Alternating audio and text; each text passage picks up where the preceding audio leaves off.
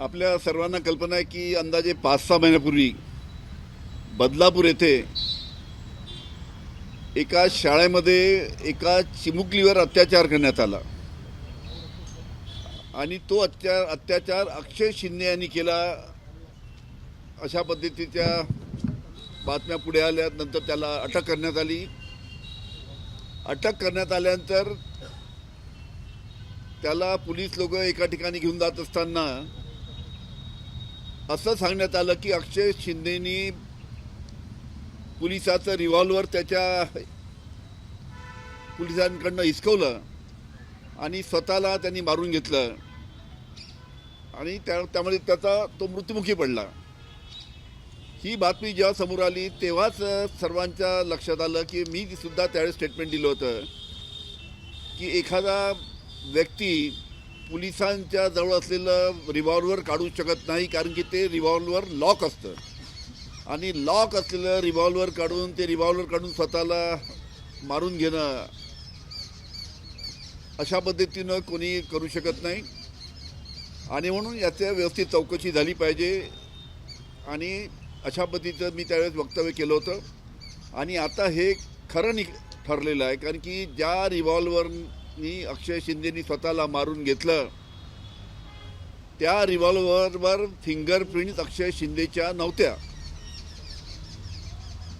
मग हा fake encounter कोणी केला, कोणाच्या सांगण्यावरून केला आणि कोणाला वाचवण्यासाठी केला हा सुद्धा अतिशय महत्त्वाचा प्रश्न आहे। कारण की ज्या शाळेमध्ये ही घटना झाली होती ती शाळा ज्यांची शाळा होती ते आपटे हे भारतीय जनता पार्टीचे कार्यकर्ते होते आणि त्याच्या शाळेमध्ये त्या चिमुकलीवर अत्याचार झाला होता। त्याच्यामुळे अनेकांनी संशय व्यक्त केला होता की याच्यामध्ये व्यवस्थित चौकशी झाली पाहिजे। आता तर यामध्ये पुढे सर्व गोष्टी आल्या आहेत की कोणाला वाचवण्यासाठी, आपटेला वाचवण्यासाठी तर अक्षय शिंदेचा फेक एन्काउंटर सरकारने करायला लावला का, हा आता प्रश्न त्यानिमित्तानं अनुत्तरित आहे।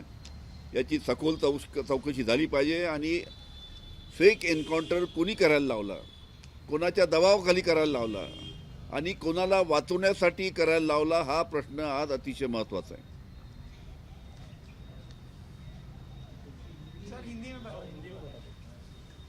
5 मिनट कोणते चॅनल हिंदी के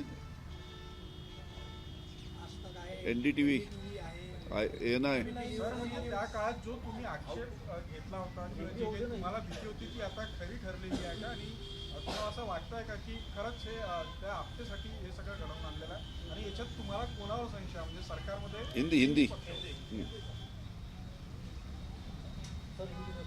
बताइए। जिस तरह से फेक एनकाउंटर हुआ है उसके बाद से सवाल उठ रहे हैं, तो क्या लग रहा है कि ये एनकाउंटर जो फेक हुआ उसमें क्या कहेंगे आप?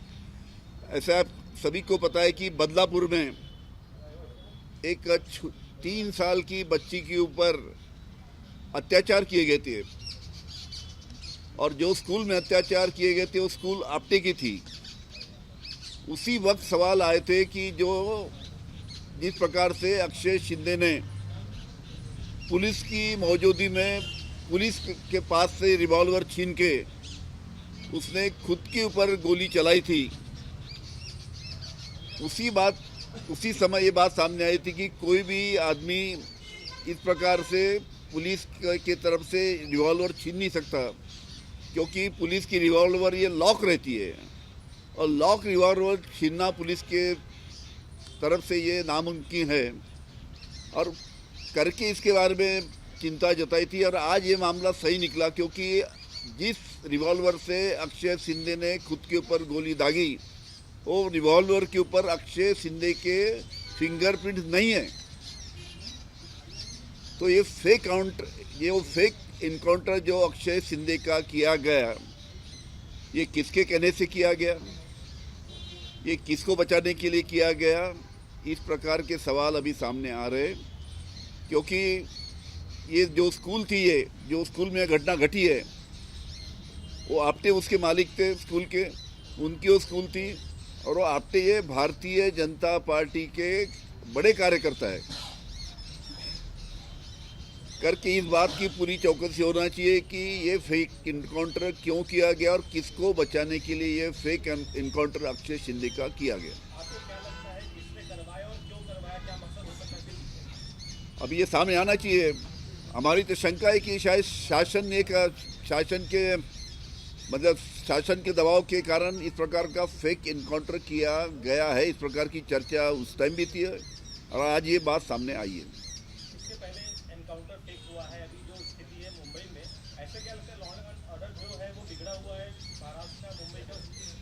देखिए, इसके बारे में काफ़ी चर्चा हुई है। मुंबई नहीं, सभी महाराष्ट्र में आप देखिए जिस प्रकार से घटना घट रही है। नागपुर की बात देखिए, नागपुर में किस प्रकार से मर्डर यहाँ पे हो रहे हैं। पूना में कोयता गैंग बड़ा एक्टिव है। मुंबई में क्या हुआ ये सभी को पता है। तो ये इसके ऊपर सरकार ने गौर करना चाहिए। लॉ एंड ऑर्डर की परिस्थिति किस प्रकार से इसमें सुधार आए, इसके लिए राज्य शासन ने और होम डिपार्टमेंटने काम करना चाहिए। या बातम्या समोर येत आहेत, जो रिपोर्ट इथे आले आहेत, हायकोर्टाने म्हटलं आहे की याच्यामध्ये जे फिंगरप्रिंट जे रिव्हॉल्वर जे होते ते अक्षय शिंदेचे नाही, असा रिपोर्ट जो न्यायालयीन चौकशी झाली होती तो रिपोर्ट हायकोर्टासमोर आलेला आहे आणि हायकोर्टाने म्हटलं की याच्यामध्ये 5 पोलिसांवर कारवाई करा।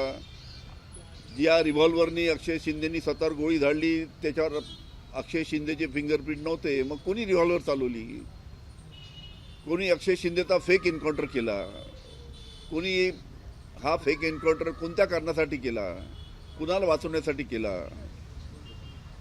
या सर्व प्रकरणाची सखोल चौकशी होण्याची गरज आहे आणि जो कोणी दोषी असेल तो शाळेचा मालक असो की अजून कोणी असो त्यांच्यावर कारवाई होण्याची आवश्यकता आहे। एबीपी माझा, उघडा डोळे बघा नीट।